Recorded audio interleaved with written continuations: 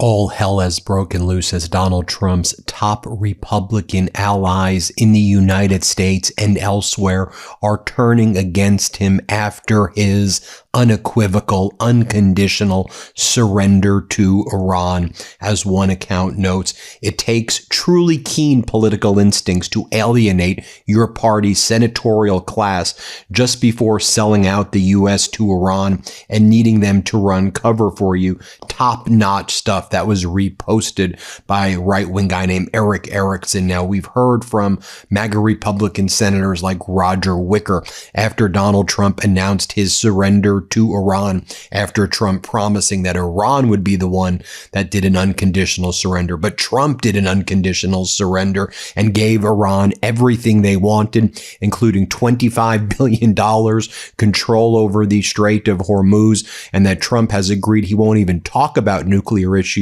with Iran for another 30, 60 days. Here's what MAGA Republican Senator Roger Wicker says. The rumored 60-day ceasefire, with the belief that Iran will ever engage in good faith, would be a disaster.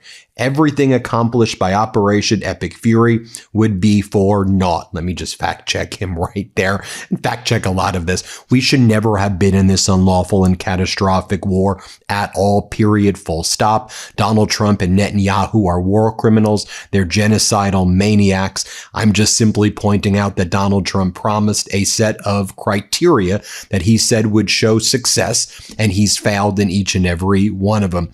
Ben Rhodes, former President Obama's speechwriter and deputy national security director, wrote the following: nothing was accomplished by Operation Epic Fury except putting the IRGC in charge of Iran and the Strait of Hormuz. Then we heard from Lindsey Graham, warmonger. Lindsey Graham, he writes, if it is perceived in the region that a deal with Iran allows the regime to survive and become more powerful over time, we will have poured gasoline on the conflicts in Lebanon and Iraq. A deal that is perceived to allow Iran to survive and possess the ability to control the strait in the future will put Hezbollah in Lebanon and the Shia militias in Iraq on steroids. He then goes on to say, if a deal is struck to end the Iranian conflict because it is believed the Strait of Hormuz cannot be protected from Iranian terrorism and Iran still possesses the capability to destroy major Gulf oil infrastructure, then Iran will be perceived as being a dominant force requiring a diplomatic solution. This combination of Iran being perceived as having the ability to terrorize the strait in perpetuity and the ability to inflict massive damage to Gulf infrastructure is a major shift of the balance of power in the region, and over time will be a nightmare for Israel. I guess Israel first for Lindsey Graham. Also, it makes one wonder why the war started to begin with, if these perceptions are accurate. I personally am a skeptic of the idea that Iran cannot be denied the ability to terrorize the strait, and the region cannot protect itself against Iranian military capability. It is important that we get this right.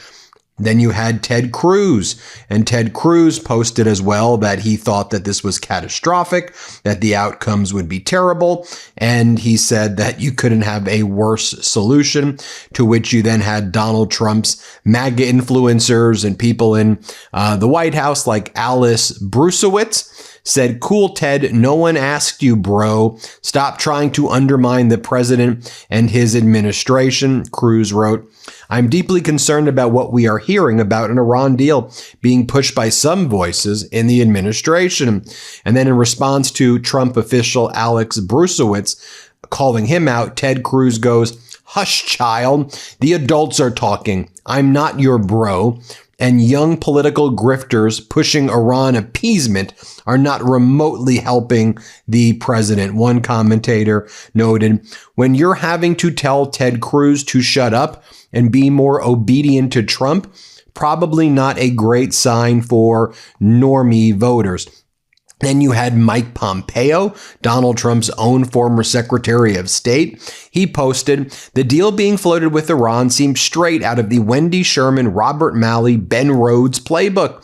Pay the IRGC to build a WMD program and terrorize the world.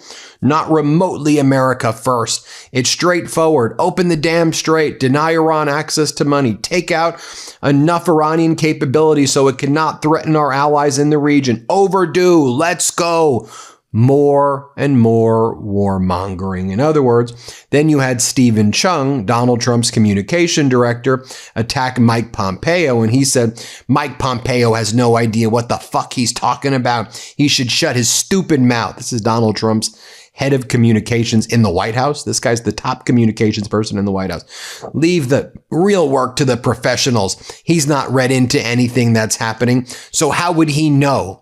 I think the only thing that people know is that Donald Trump said, here's what we're going to do. Regime change. We're going to get rid of all the nuclear material. We're going to get rid of the conventional weapons that are a shield to the nuclear material, like the ballistic missiles and the Shahid drones, right? Trump said here, all regime change, all these things were going to happen, and none of them happened. And Trump showed that America's security umbrella in the Middle East was a complete and utter failure.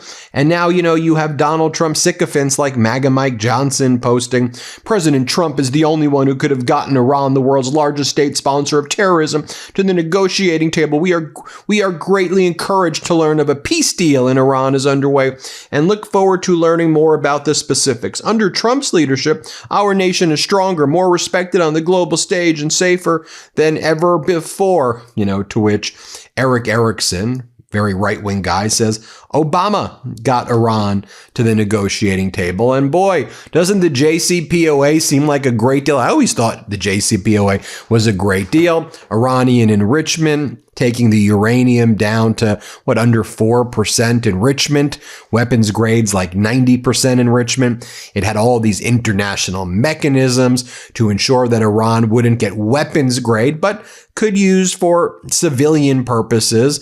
There was the buy-in by the International Atomic Energy Agency, the IAEA, and there was all of these mechanisms. Like Fordo was turned into a research center. That's what you had there. Here, Donald Trump's base, after all of this, after the war crimes, after Manab, after Lebanon, after all the horrors that were unleashed in the world, after all of this, after Donald Trump saying, here's what I'm going to do, here's how we're going to win, Donald Trump got a deal that was way worse, not even in the same league as Obama's. If the Obama deal was the major leagues, this Trump deal was the peewee leagues. That's who Trump always is, though.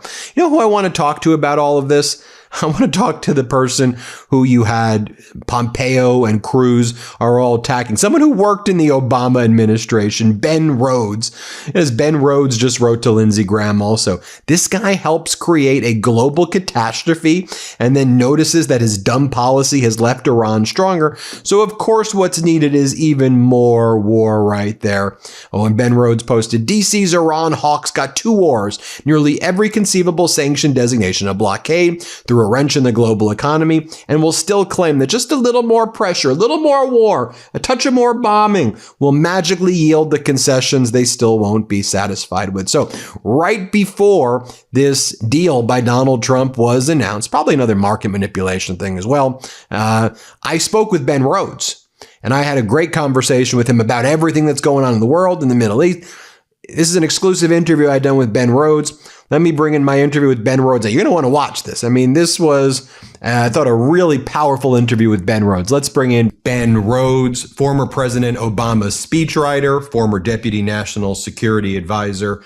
Great to see you, Ben. You're out with the new book, All We Say, The Battle for American Identity, A History in 15 Speeches. But I got to ask you from the outset, with this geopolitical environment going on, you've been in the room with Vladimir Putin before. You've been in the most high-level meetings with former President Obama. So we got to dig in there to start, but there's definitely a link with the book because projecting who we are as Americans is what pervades your book. So I'm trying to distill for our audience the kind of moment that we're in, which is filled with this kind of existential dread about domestic issues and foreign policy kind of being intertwined. And when you think about foreign policy, it seems if there's any consistency, which there isn't, it is attack our allies, whether it's Canada, NATO, Denmark,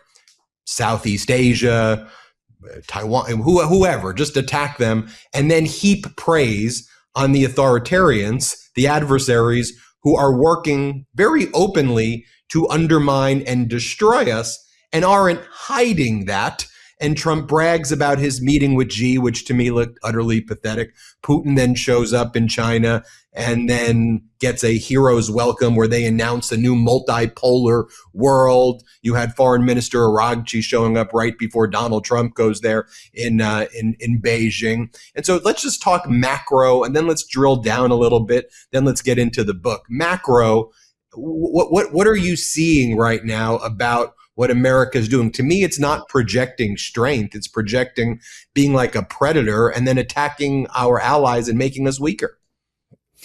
Yeah, but that's a good summary. I mean, I think one way to, approach this is, look, Trump clearly feels most at home in the autocrat club. The people that he wants to spend time with are not even, Republican members of Congress, certainly not allied leaders. It's Xi Jinping and Vladimir Putin and Bibi Netanyahu and people like that. But if you pull the camera back, Russia has wanted to destroy the U.S.-led international order for some time now under Putin. Xi Jinping in China would like to replace that order with something that is dominated by the Chinese. And Donald Trump is the most useful, witting or unwitting partner in that project, because everything he is doing is accelerating the dismantling and unraveling of that international order. So, essentially the international system doesn't function anymore. When you ever hear about the United Nations, he's dismantling U.S. allies. He clearly has no regard for NATO. That's our comparative strength, by the way, to the Chinese and Russians.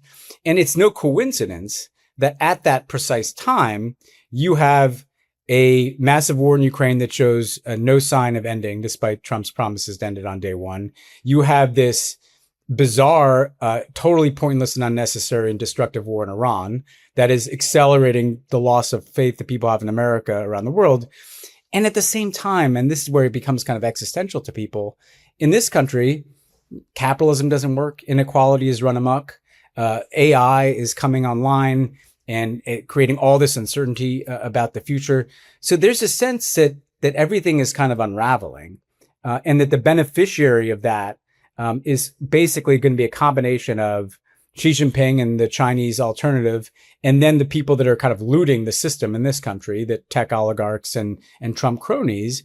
And I just don't think it's a sustainable dynamic. It's going to require a pretty massive correction in the next couple of years. Talk about the damage that you see arising out of this war that may not be so obvious. I think some of the obvious things, which I'm not downplaying, are the rise in gas prices, inflation increasing, the cost of the war in the hundreds of billions, $1.5 trillion military budget because $1 trillion couldn't control the Strait of Hormuz, the loss of life, most significantly of our brave men and women who were out there. There's that, and then there's the kind of American standing in the world, though, that to me is not getting enough attention, because that is, when you think about your administration with Obama handing off a stable, predictable, certain kind of world that Trump used to say, look how great I am for the first 2 or 3 years, and then try to blame the remainder on COVID. The point is, you're a temporary occupant of the White House, and you're supposed to pass on a better situation or a stable situation. Yeah. And what I see, and you probably have a better perspective of this than just about anybody, the security umbrella America's standing, both in terms of NATO in the Middle East and Southeast Asia, is gone. Having an American military base in your country is a liability and is not even a strength anymore.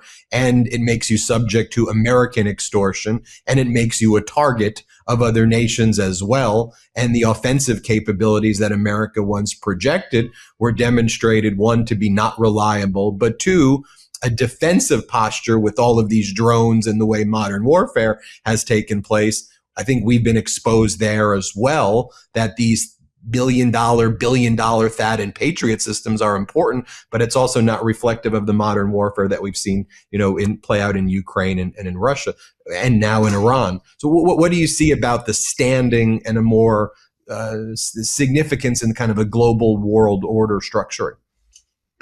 Well, first of all, there's some other unseen short-term costs, and then there are the longer-term costs that you're speaking to. I just say that we have also not been told the truth by the Pentagon and by the U.S. military, frankly, about the extent of the damage. I mean, I talk to people in the Middle East. The extent of the damage to U.S. bases, facilities, embassies across the region, we have no sense of the price tag, the amount of devastation, how long some of those facilities are going to be offline.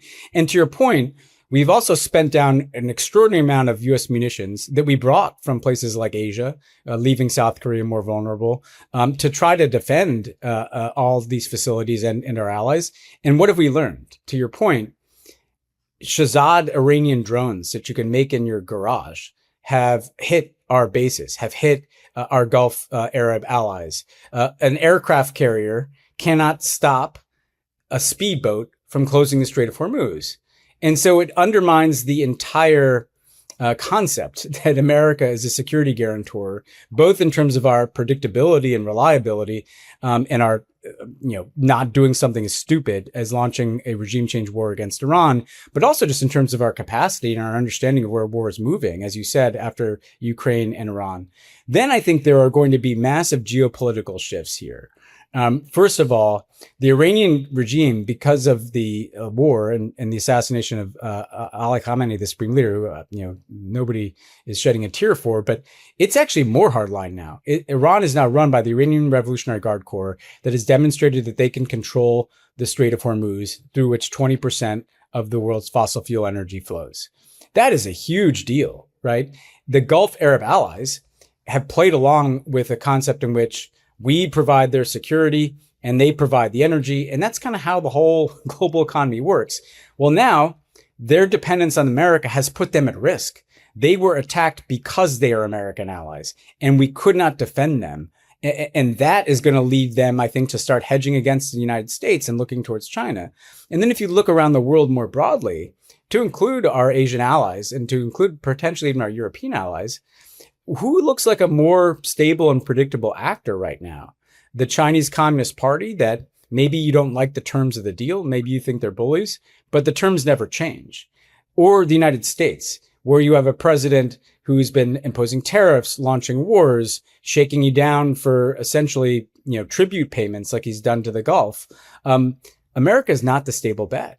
We are kind of the rogue nation in the world. And so I think what you're going to see in the long run, it puts at risk the dollar as the world's reserve currency. The dollar, I think most Americans don't realize what allows us to sustain our standards of living, which already feel like they're at risk because of rising prices, is the fact that we can take on so much debt because the whole world transacts through the dollar.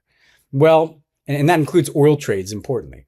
You're already seeing some nations begin to move away from that. And if that is the case, then that is truly the end of not just kind of American hegemony, but America's capacity to sustain its fiscal situation. So there's a lot happening right now. Yeah, and I'm going to put a little pin in that because I want to talk about that, because what do we do when the next Democratic administration comes into power in DC and all of these issues then get blamed, and the arsonists blame the firefighter for trying to put it out, and then you have a corporate news of trillions of dollars that just push the day-to-day game of, well, I won't put a pin in it. I'll jump in it now and then I'll get back to the next point. But then it gets back to the gamification of, oh, look, all these problems are happening, but this is this mounting Ponzi scheme that we're seeing, this shell game right now that we're seeing, where things are bad right now, but in the future, 10, 20, 30, 50 years for it. They can get significantly worse. And Trump's handing the successor a pile of crap in the worst possible situation.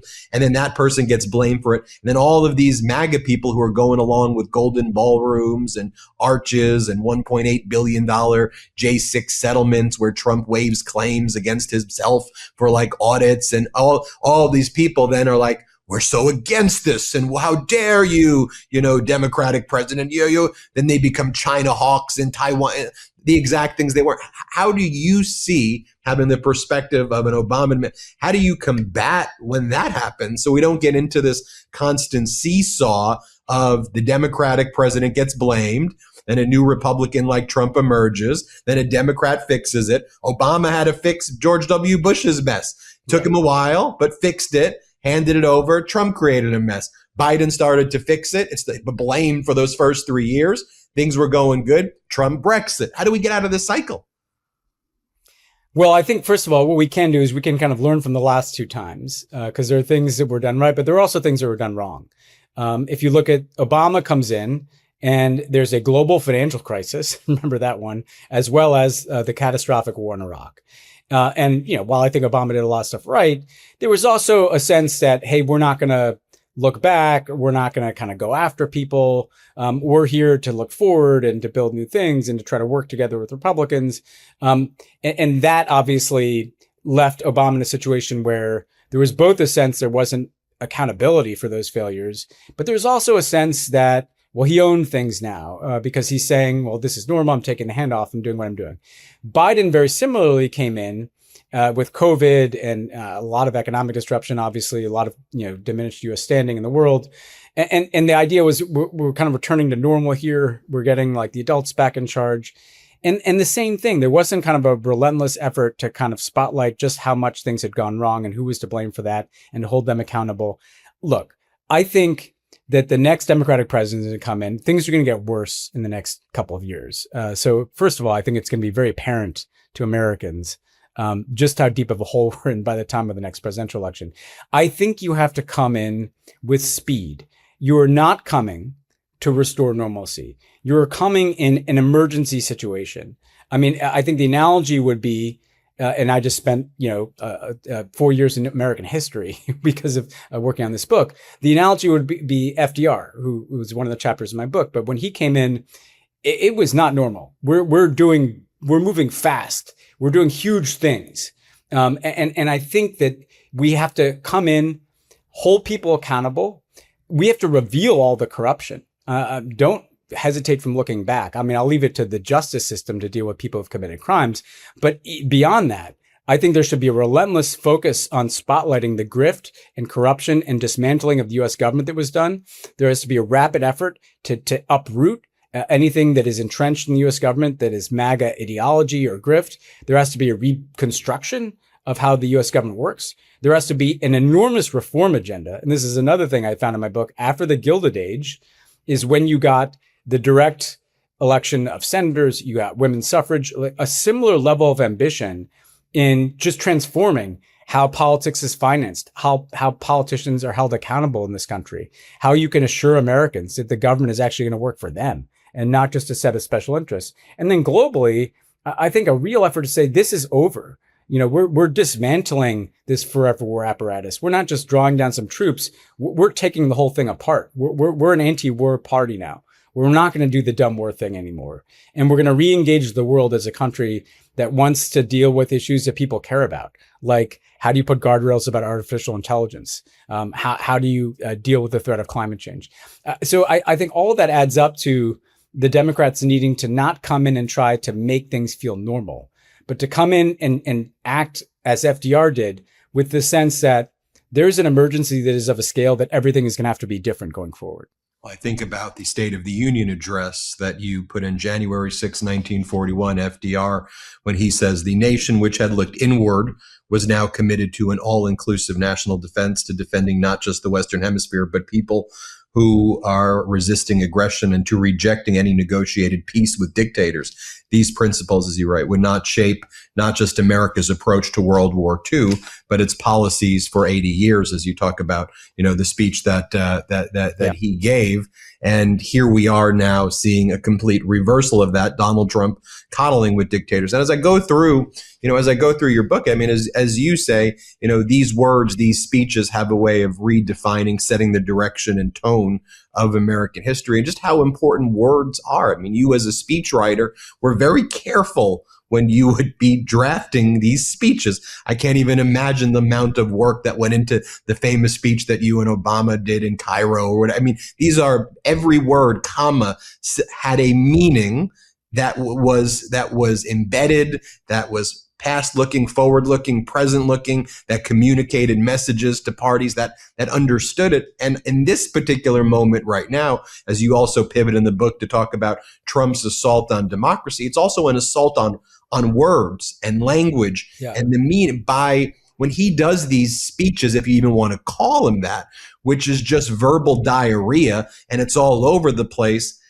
It is kind of an affront to the idea of words matter, what America says matter. And in and of itself, the verbal diarrhea is a destructive exercise akin to siding with our enemies over our allies through the verbal diarrhea. That's one of the things I took out of the book, even if that's not what you say it's about.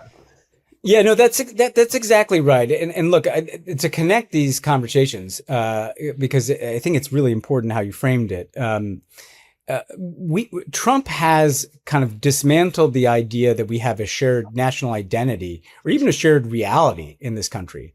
Now, underpinning that is a deeply reactionary story that has always been part of the American story, right? It's a kind of white Christian nationalism that rejects or subordinates other identities and basically says that there's a group of people in this country, and with Trump, it's a very small group of people who are allowed to do whatever they want.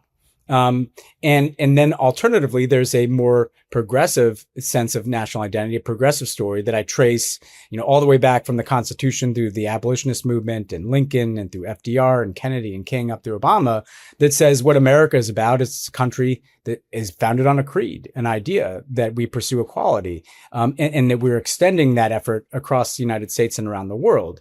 And I think that this has been missing in this country and in how this country talks to the world. Right now, there's a sense that people have everywhere that it's not working, that the American experiment is in some ways unraveling, that I don't think that the life for my kids is going to be better than my life, that I don't know how the economy is going to function with AI. I don't know what we stand for in the world anymore. That's how people are feeling. That is much more existential than just even important things like I want my ACA healthcare subsidies, or I want the government to build more housing. Those are important things. I think what's missing for Democrats is what is the story. Obama launched in 2004 because he came along when Democrats were feeling on the back foot, and he told a story about America and what American identity means that allowed him to become president of the United States. Like, that's how important speeches and words can be. And I think right now we need political leaders in the Democratic Party or even in movements who are engaging in this bigger question about what is American identity? What is it all about? And where are we going? And by the way, when we've done that well in the past, that shapes what we mean and stand for in the world.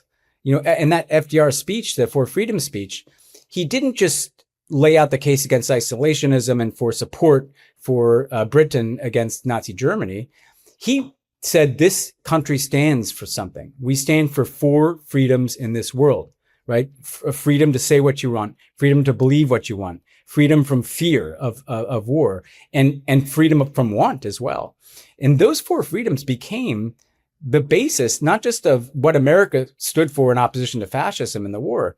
They literally became the basis for the entire post-World War II international order. They're literally written into the United Nations Charter and the Declaration of Human Rights.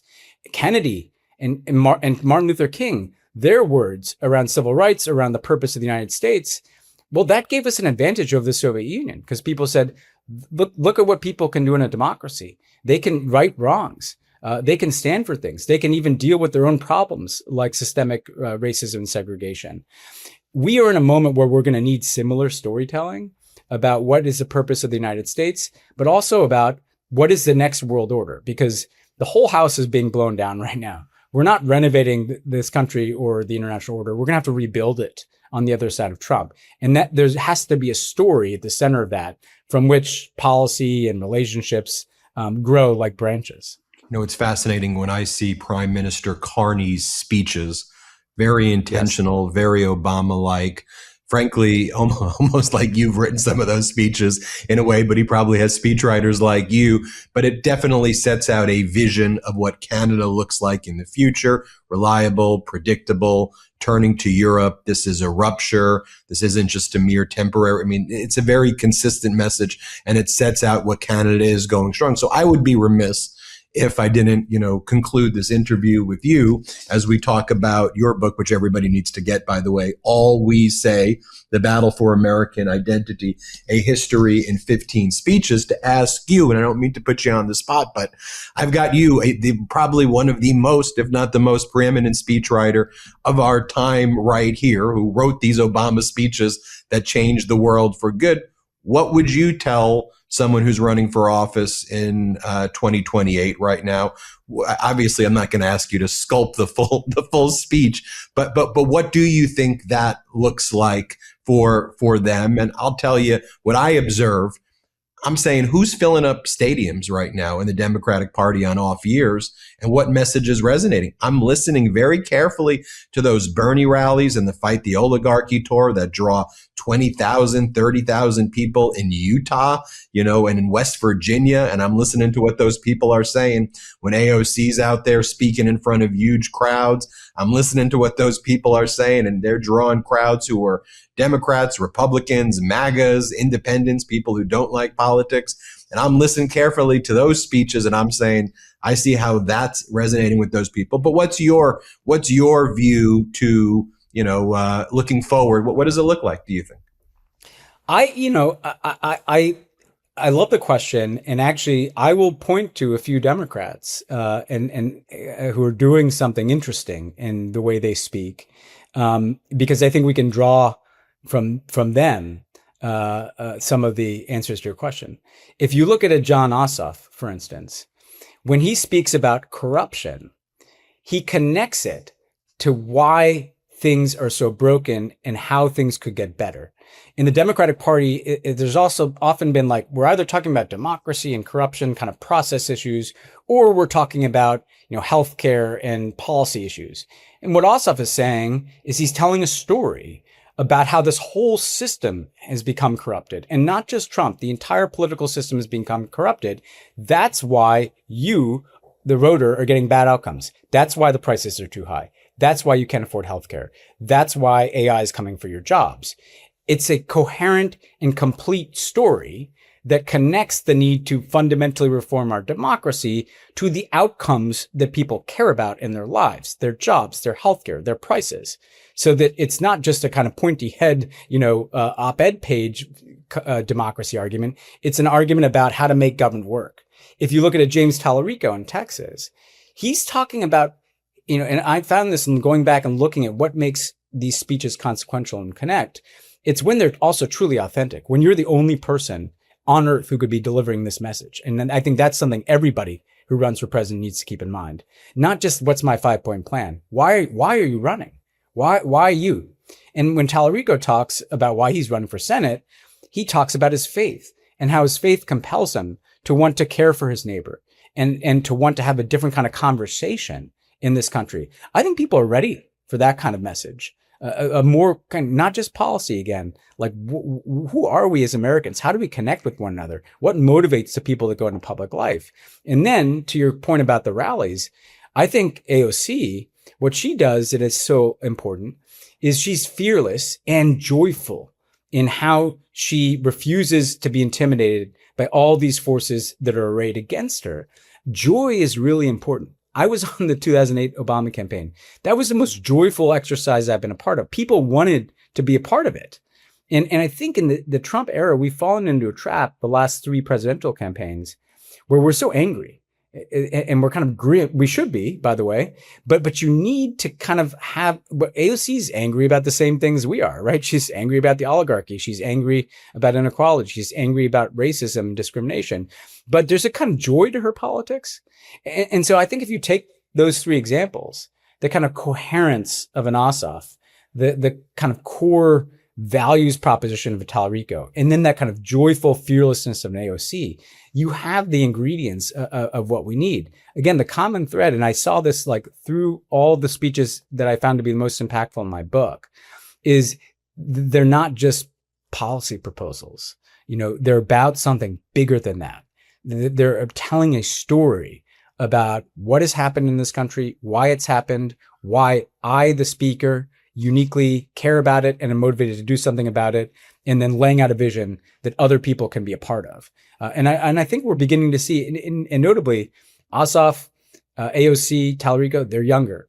I also think there's a generational change. People are ready to hear someone come along who's, my age or younger, and say, let's just turn the page on all of this, which can also often be the most powerful message in the world, one of generational change. Everybody, if this interview didn't convince you to get the book, I frankly don't know what else will, but we had 7 million subscribers, so y'all need to get this book. All We Say, The Battle for American Identity, A History in 15 Speeches. It's great to see the man behind the book, Ben Rhodes. Thanks for all you do. And of course, we'll be checking in on all of the Meidas Mighties book reading experience. I know they'll enjoy it the way I did. And then also looking forward to seeing what you're up to next. Thank you so much. And I love what you guys are doing. It's really inspiring to watch. So thanks. Thank you. Everybody hit subscribe and let's get to that 7 million subscriber mark. Want to stay plugged in? Become a subscriber to our Substack at MeidasPlus.com. You'll get daily recaps from Ron Filipkowski, ad-free episodes of our podcast, and more exclusive content only available at MeidasPlus.com.